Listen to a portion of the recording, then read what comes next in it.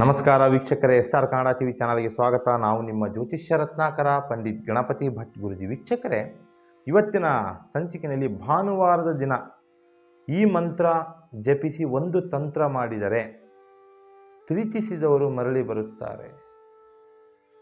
ಪ್ರೀತಿಸಿದವರು ಗಂಡ ಹೆಂಡತಿ ಆಗಿರ್ಬೋದು, ಸಂಬಂಧಿಕರಾಗಿರ್ಬೋದು, ವಿಶೇಷವಾಗಿ ಪ್ರೇಮಿಸಿದ ವ್ಯಕ್ತಿಗಳಾಗಿರ್ಬೋದು, ಏನೋ ಒಂದು ದರ್ಪದಿಂದನೋ ಅಹಂಕಾರದಿಂದನೋ ಅಥವಾ ದಬ್ಬಾಳಿಕೆಯಿಂದನೋ ಈ ಮನಸ್ಸಿನ ನಿಯಂತ್ರಣಗಳನ್ನ ತಪ್ಪಿ ಅಂದರೆ ಸಿಡ್ಲು ಬಡ್ದಂಗೆ ದೂರ ಆಗ್ಬಿಡ್ತಾರೆ. ಮುಗ್ಧ ಮನಸ್ಥಿತಿಯ ಹೃದಯಗಳು ಬಹಳ ನರಳುತ್ತಾ ಇರ್ತವೆ. ಇದರಿಂದ ಅದು ನವ ದಂಪತಿಗಳಾಗಿರ್ಬೋದು ಅಥವಾ ಮದುವೆಯಾಗಿ ವರ್ಷಾನುಗಟ್ಟಲೆ ಕಳೆದಂಥ ಸಂಸಾರ ಆಗಿರ್ಬೋದು, ಪ್ರೀತಿಸಿದ ಪ್ರೇಮಿಗಳಾಗಿರ್ಬೋದು, ಸಂಬಂಧಿಕರಾಗಿರ್ಬೋದು, ಹಿತೇಶಿ ವರ್ಗದವರಾಗಿರ್ಬೋದು. ಒಬ್ಬರ ವಿಶ್ವಾಸಿಯಾಗಿ ನಂಬಿದ್ದಾಗ ಅವರು ದೂರ ಆಗಿದ್ದ ಕೂಡಲೇ ಬಹಳ ಡಿಸ್ಟರ್ಬೆನ್ಸ್ ಆಗಿಬಿಡ್ತಾರೆ. ಅಂತಹ ವ್ಯಕ್ತಿಗಳು ಈ ಒಂದು ಮಂತ್ರ ಜಪಿಸಿ ತಂತ್ರ ಮಾಡಿದರೆ ಅವರ ಮನಪರಿವರ್ತನೆ ಆಗ್ತದೆ ಅನ್ನುವಂಥದ್ದು ನಮ್ಮ ನಂಬಿಕೆ. ಹಾಗೂ ಇದೊಂದು ಅತೀಂದ್ರಿಯ ಜಾದು ಅಂತಲೂ ನಾವು ಕರಿಬೋದಾಗ್ತದೆ. ವೀಕ್ಷಕರೇ ನೋಡಿ, ವೀಕ್ಷಕರೇ, ಈ ಪ್ರೀತಿ, ಪ್ರೇಮ, ವಿಶ್ವಾಸ, ನಂಬಿಕೆ ಇವೆಲ್ಲವೂ ಮನುಷ್ಯನ ಮನಸ್ಸಿನ ಮೇಲೆ ನಿರ್ಧಾರವಾಗಿರ್ತದೆ. ನಿಮಗೆ ಕಾನ್ಫಿಡೆಂಟ್ ಇತ್ತಾ, ನೀವು ವಿಶ್ವಾಸಿಯಾಗಿದ್ದೀರಾ, ಆತ್ಮವಿಶ್ವಾಸದಿಂದ ಬದುಕ್ತಾ ಇದ್ದೀರಾ, ಯಾವತ್ತೂ ಕೂಡ ಪ್ರೀತಿಸಿದವ್ರನ್ನ ಕೈ ಬಿಡೋದಿಲ್ಲ, ಕಳ್ಕೊಳ್ಳೋದಿಲ್ಲ. ಯಾವಾಗ ನಿಮ್ಮ ಮನಸ್ಸಿನ ನಿಯಂತ್ರಣ ತಪ್ಪುತ್ತೋ ನೀವು ಪ್ರೀತಿಸಿದ ವ್ಯಕ್ತಿಗಳಿಂದ ಪ್ರತ್ಯಕ್ಷವಾಗಿ ಪರೋಕ್ಷವಾಗಿ ಮೋಸ ಆಗಿ ದೂರ ಆಗ್ತೀರ. ಅವ್ರು ಯಾರೇ ಆಗಿರ್ಬೋದು ನೋಡಿ, ಒಬ್ಬರನ್ನೊಬ್ಬರು ಪ್ರೀತಿಸಿ ಮದುವೆ ಆಗ್ತಾರೆ, ಬಹಳ ಇಷ್ಟಪಟ್ಟು ನಂಬಿಕೆ ಇಟ್ಟು ವಿಶ್ವಾಸಿಯಾಗಿ ಮದುವೆ ಆಗ್ತಾರೆ, ಇನ್ನು ಚೆನ್ನಾಗಿ ಪ್ರೀತಿ ವಿಶ್ವಾಸದಲ್ಲೇ ಇರ್ತಾರೆ ಅಂತ ತಿಳ್ಕೊಳ್ಳಿ. ಇನ್ನು ಮದುವೆಯಾದ ಜೋಡಿಗಳು ಮದುವೆ ಆದಮೇಲೂ ಕೂಡ ಹೆಚ್ಚಾಗಿ ಪ್ರೀತಿ ಮಾಡ್ತಾ ಇರ್ತಾರೆ, ಒಳ್ಳೆಯ ಕಾನ್ಫಿಡೆನ್ಸ್ ಬರ್ತದೆ, ನಂಬಿಕೆ ಬರ್ತದೆ. ಇನ್ನು ಈ ವಯೋಸಹಜವಾಗಿ ವಯಸ್ಸಿನಲ್ಲಿ ಪ್ರೀತಿ ಹುಟ್ಟಿ ಪ್ರೇಮಿಗಳಾಗಿ ತಿರುಗ್ತಾ ಇರ್ತಾರೆ. ಆದರೆ ಯಾವ ಸಂದರ್ಭನೋ ಗೊತ್ತಿಲ್ಲ, ಪರಿಸ್ಥಿತಿ ಹೇಗೆ ಬಿಗಡಾಯಿಸುತ್ತೋ ಗೊತ್ತಿಲ್ಲ, ಇದ್ದಕ್ಕಿದ್ದಂಗೆ ಇವುಗಳ ಸಂಬಂಧ ಮುರಿದು ಬಿದ್ದಿರುತ್ತದೆ. ಅದು ಹೇಗೆ ಬದಲಾಗ್ತಾರೋ ಗೊತ್ತಿಲ್ಲ, ಒಬ್ಬರಿಂದೊಬ್ಬರು ದೂರ ಆಗುವಂಥ ಪರಿಸ್ಥಿತಿಗಳನ್ನ ಉದ್ಭವ ಮಾಡಿರ್ತದೆ ಸಮಯ. ಹಾಗಂದ್ಮೇಲೆ ಈ ಪ್ರೀತಿಸಿದ ಪ್ರೇಮಿಗಳು ಇದ್ದಕ್ಕಿದ್ದ ಹಾಗೆ ಹೇಗೆ ದೂರ ಆಗ್ತಾರೆ? ಪ್ರೀತಿಸಿ ಮದುವೆ ಆದಂತಹ ಸಂಸಾರಸ್ಥರು ನವಜೋಡಿಗಳು ಹೇಗೆ ದೂರ ಆಗ್ತಾರೆ? ಮದುವೆಯಾದ ಜೋಡಿಗಳು ದೂರ ಆಗಲಿಕ್ಕೆ ಏನು ಕಾರಣ? ವರ್ಷಾನುಗಟ್ಟಲೆ ಸಂಬಂಧ ಇಟ್ಕೊಂಡು ಸಂಸಾರ ಮಾಡಿ 10-12 ವರ್ಷ ನೋಡಿಕೊಂಡು ಮಕ್ಕಳು ಮರಿನ ಸುಧಾರಿಸಿದಂಥ ವ್ಯಕ್ತಿಗಳು ಇದ್ದಕ್ಕಿದ್ದಂಗೆ ಪರಿಸ್ಥಿತಿಯ ಒತ್ತಡದಿಂದನೋ ಯಾವುದೋ ಒಂದು ಕಾರಣಗಳಿಂದ ದೂರ ಆಗ್ತಾರೆ. ಯಾಕೆ? ಇನ್ನು ಕುಟುಂಬದಲ್ಲಿರುವಂಥ ಸದಸ್ಯರು ಅಣ್ಣ ತಮ್ಮ ಬಹಳ ವಿಶ್ವಾಸಿಯಾಗಿರ್ತಾರೆ, ಒಬ್ಬರನ್ನೊಬ್ಬರು ಪ್ರೀತಿಸ್ತಾ ಇರ್ತಾರೆ, ಒಬ್ಬರ ಮೇಲೆ ಒಬ್ಬರು ಆತ್ಮವಿಶ್ವಾಸ ಹೆಚ್ಚಾಗಿರ್ತದೆ, ಅಕ್ಕ ತಂಗಿಯರ ವಿಶ್ವಾಸ ಹೆಚ್ಚಾಗಿರ್ತದೆ, ತಂದೆ ಮಕ್ಕಳ ವಿಶ್ವಾಸ, ತಾಯಿ ಮಕ್ಕಳ ವಿಶ್ವಾಸ, ಸಂಬಂಧಿಕರ ವಿಶ್ವಾಸ, ಪ್ರೀತಿ ಪ್ರೇಮ ಚೆನ್ನಾಗಿರ್ತದೆ. ಇದ್ದಕ್ಕಿದ್ದಂಗೆ ಒಬ್ಬರಿಂದ ದೂರ ಆಗುವಂಥ ಪರಿಸ್ಥಿತಿ ಉತ್ಪತ್ತಿ ಆಗ್ತದೆ. ಕಾರಣ ಗೊತ್ತಿಲ್ಲದೇ ಪರಿತಪಿಸ್ತಾ ಇರ್ತೀರ, ನೀವೇ ಬಹಳ ಡಿಸ್ಟರ್ಬೆನ್ಸ್ ಆಗಿಬಿಡ್ತೀರ. ಈ ನಮ್ಮದು ತಪ್ಪ, ನಮ್ಮಿಂದ ಯಾಕೆ ದೂರ ಆದರು, ಅಥವಾ ನಾವೇ ಸರಿಗಿಲ್ವಾ, ಯಾರು ಏನಾದರೂ ಮಾಡಿದ್ರ, ಹೀಗೆ ಗೊಂದಲಮಯ ಜೀವನ ನೋಡ್ತಾನೆ ಇರ್ತೀರ. ನಂಬಿಕಸ್ಥ ವ್ಯಕ್ತಿಗಳು ದೂರ ಆಗಿದ್ದ ಕೂಡಲೇ ಮಾನಸಿಕವಾಗಿ ಖಿನ್ನತೆಗೊಳಗಾಗ್ತಾರೆ ಕೆಲವೊಬ್ಬರು. ಆದರೆ ಪ್ರೀತಿಸಿದ ಪ್ರೇಮಿಗಳಾಗಿರ್ಬೋದು, ವ್ಯಕ್ತಿಗಳಾಗಿರ್ಬೋದು, ಸಂಸಾರಸ್ಥರಾಗಿರ್ಬೋದು, ದಂಪತಿಗಳಾಗಿರ್ಬೋದು ದೂರ ಆಗಲಿಕ್ಕೆ ಮೊದಲ ಕಾರಣ ಮನಸ್ಸಿನ ನಿಯಂತ್ರಣ ತಪ್ಪಿದ್ರೆ. ಯಾವಾಗ ನಿಮ್ಮ ಮನಸ್ಸು ನಿಮ್ಮ ಹತೋಟಿಯಲ್ಲಿ ಇಲ್ವೋ, ಇಲ್ಲ ಸಲ್ಲದ ಆಲೋಚನೆಗಳಿಂದ ದೂರ ಆಗ್ತಾರೆ. ಇನ್ನೂ ಕೆಲವೊಬ್ಬರು ಅಹಂಕಾರದಿಂದ, ಸಂಸಾರದಲ್ಲಿ ಮೂಲವಾಗಿ ಅಹಂಕಾರ ಬರಬಾರ್ದು ನೋಡಿ, ದಂಪತಿಗಳಲ್ಲೂ ಅಷ್ಟೇ, ಪ್ರೇಮಿಗಳಲ್ಲೂ ಅಷ್ಟೇ. ಯಾವಾಗ ಅಹಂಕಾರ ದರ್ಪ ಬರುತ್ತೋ, ನಾನು ನನ್ನದೇ, ನನ್ನಿಂದಲೇ ಆಗಬೇಕು, ನಾನು ಹೇಳಿದ್ದೇ ಸರಿ ಅಂತ ಸಣ್ಣ ಪುಟ್ಟ ವಿಚಾರಕ್ಕೆ ಅನುಮಾನಗಳು, ಅಹಂಕಾರಗಳು, ದರ್ಪಗಳು, ಜಿಗುಪ್ಸೆಗಳನ್ನ ಕೊಡ್ತಾ ಇರ್ತಾರೋ, ತಡ್ಕೊಂಡು ಇದ್ದಕ್ಕಿದ್ದಂಗೆ ವ್ಯಕ್ತಿಗಳು ಮನಸ್ತಾಪ ಮಾಡಿಕೊಂಡು ದೂರ ಆಗಿಬಿಡ್ತಾರೆ. ಅಹಂಕಾರದಿಂದನೂ ಕೂಡ ಸಂಬಂಧ ಹಾಳಾಗುತ್ತೆ. ಇನ್ನು ಕೆಲವೊಬ್ಬರು ಇಲ್ಲ ಸಲ್ಲದ ಸುಡುಗಾಡು ವ್ಯಾಮೋಹ, ಆಸೆಗಳಿಂದ, ದುರಾಸೆಗಳಿಂದ, ಇದರಿಂದ ಮತ್ತು ದುರ್ಬುದ್ಧಿಯಿಂದ ಒಬ್ಬರು ಹಾಳಾಗಿ ದೂರ ಆಗ್ತಾರೆ.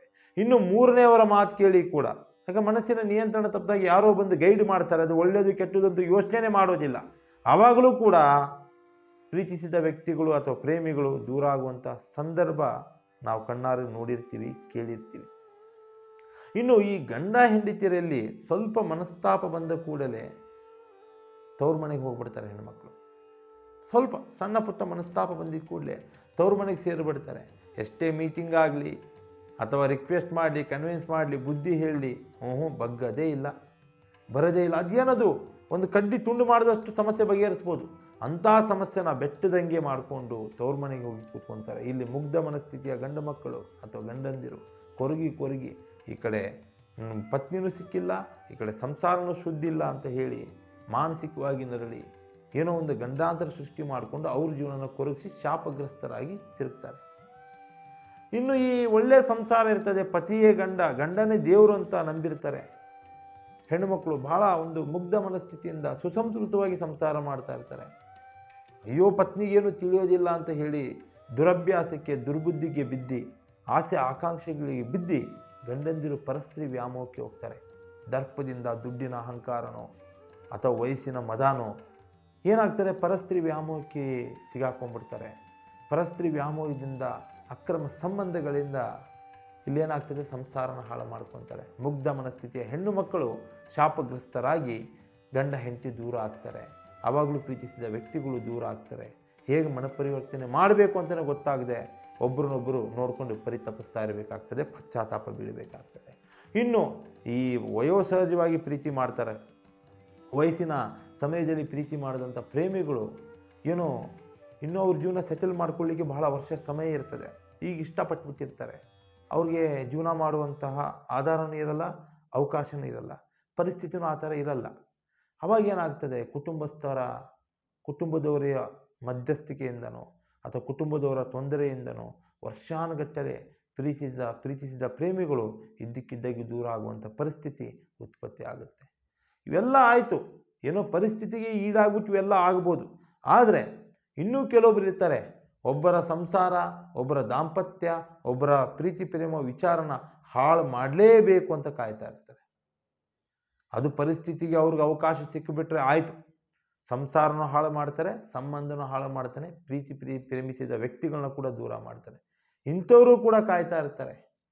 ಇವರ ನಕಾರಾತ್ಮಕ ಪ್ರಯೋಗದಿಂದನೋ ಅಥವಾ ಮಸ್ತರದಿಂದನೋ, ದ್ವೇಷದಿಂದನೋ, ಕ್ರೋಧದಿಂದನೋ ಪಾಪ ಇಬ್ಬರು ಮುಗ್ಧ ಮನಸ್ಸಿನ ಹೃದಯಗಳನ್ನ ಹಾಳು ಮಾಡಿ, ಸುಖ ದಾಂಪತ್ಯನ ಸಂಸಾರನ ಹಾಳು ಮಾಡಿ, ಆರೋಗ್ಯನ ಹಾಳು ಮಾಡಿ ನೋಡ್ತಾ ಇರ್ತಾರೆ ಕೆಲವೊಬ್ಬರು. ಆದರೆ ಇಂಥದ್ದೆಲ್ಲ ಸಮಸ್ಯೆಗಳಿಂದ ಗೆಲ್ಲಿ ಪ್ರೀತಿಸಿದ ವ್ಯಕ್ತಿಗಳು ಮನಪರಿವರ್ತನೆಯಾಗಿ ನಮ್ಮಲ್ಲಿ ಬರಬೇಕು ಅಂತ ನಿಮಗೆ ಆಸೆ ಇದ್ದರೆ, ಅವ್ರನ್ನ ಸೆಳಿಬೇಕು ಅಂತ ಆಸೆ ಇದ್ದರೆ, ಈ ಒಂದು ತಂತ್ರದ ಸಹಾಯದಿಂದ ಹಾಗೂ ಒಂದೇ ಒಂದು ಮಂತ್ರದ ಸಹಾಯದಿಂದ ಅವರು ಮರಳಿ ನಿಮ್ಮ ತೆಕ್ಕೆಗೆ ಬರ್ಬೋದು. ಈ ಅವಕಾಶನ ಬಳಸ್ಕೊಳ್ಳಿ ವೀಕ್ಷಕರೇ. ಭಾನುವಾರದ ದಿನ ಅಥವಾ ಶುಕ್ರವಾರದ ದಿನಗಳಲ್ಲಿ ಈ ತಂತ್ರ ನೀವು ಮಾಡಿ. ಪ್ರಥಮವಾಗಿ ತಂತ್ರಕ್ಕೆ ಬೇಕಾಗುವಂಥ ಕೆಲವೊಂದು ಸಾಮಗ್ರಿಗಳಿರ್ತವೆ, ಅದನ್ನು ತೆಗೆದುಕೊಂಡು ಬರಬೇಕಾಗ್ತದೆ. ಒಂದು ಒಡಬಣ ಹೂವು, ನೋಡಿ ಒಡಬಣ ಹೂವು, ಇನ್ನೊಂದು ಬಿಳಿಗಿರಿ ಕಣಿಕೆ ಹೂವು, ಮೂರನೇದಾಗಿ ಬಿಳಿಗಾಡ ಸೃಷ್ಟಿ ಹೂವು, ನಾಲ್ಕನೇದಾಗಿ ಬಿಳಿ ಗುಲಗಂಜಿ ಹೂವು ಹಾಗೂ ಐದನೇದಾಗಿ ಬಿಳಿ ಸಾಸಿವೆ ಕಾಳುಗಳು. ನೋಡಿ, ಒಂದು ಬರ್ಕೊಳ್ಳಿ ಒಂದು ಪೇಪರಲ್ಲಿ, ಒಂದು ಒಡಬಣ ಹೂವು, ಬಿಳಿಗಿರಿ ಕಣಕೆ ಹೂವು, ಬಿಳಿಗಾಡ ಸೃಷ್ಟಿ ಹೂವು, ಬಿಳಿ ಗುಲಗಂಜಿ ಹೂವು ಹಾಗೆ ಬಿಳಿ ಸಾಸಿವೆಗಳು. ಇಷ್ಟನ್ನು ನೀವು ತರಬೇಕಾಗ್ತದೆ. ಹೆಚ್ಚು ಕಮ್ಮಿ ಗ್ರಂಥಿಗೆ ಅಂಗಡಿಯಲ್ಲಿ ಈ ವಸ್ತುಗಳು ಸಿಗುತ್ತೆ. ಇವುಗಳನ್ನು ಸಂಗ್ರಹಿಸಿ ಒಂದು ಮಣ್ಣಿನ ದೀಪದಲ್ಲಿ ನೀವು ಹಾಕಿ ಸುಡಬೇಕು. ಯಾವುದರಲ್ಲಿ? ಶ್ರೀಗಂಧದ ಎಣ್ಣೆ ಹಾಗೂ ಸಾಸಿವೆ ಎಣ್ಣೆಗಳನ್ನ ಹಾಕಿ ಅದರ ಮೇಲೆ ಸ್ವಲ್ಪ ಪಚ್ಚ ಕರ್ಪೂರಗಳನ್ನ ಹಾಕಿ ಅದನ್ನು ಸುಟ್ಟು ಕರಕಲು ಮಾಡಿಬಿಡಿ ಆ ಹೂಗಳನ್ನ, ತಂತ್ರ ಮಾಡುವಂಥ ಹೂಗಳನ್ನ. ತದನಂತರ ಸುಟ್ಟ ಮೇಲೆ ಸುಟ್ಟ ಕರಕಲಾದ ಬೂದಿಗೆ ಸ್ವಲ್ಪ ಎಳ್ಳೆಣ್ಣೆಯನ್ನು ನೀವು ಹಾಕಿ ಅದನ್ನು ಮಿಶ್ರಣದ ರೂಪದಲ್ಲಿ ಮಾಡಿ ತಾಮ್ರದ ಡಬ್ಬಿಯಲ್ಲಿ, ಚಿಕ್ಕದೊಂದು ತಾಮ್ರದ ಡಬ್ಬಿಯಲ್ಲಿ ಮುಚ್ಚಿಡಿ ವೀಕ್ಷಕರೇ.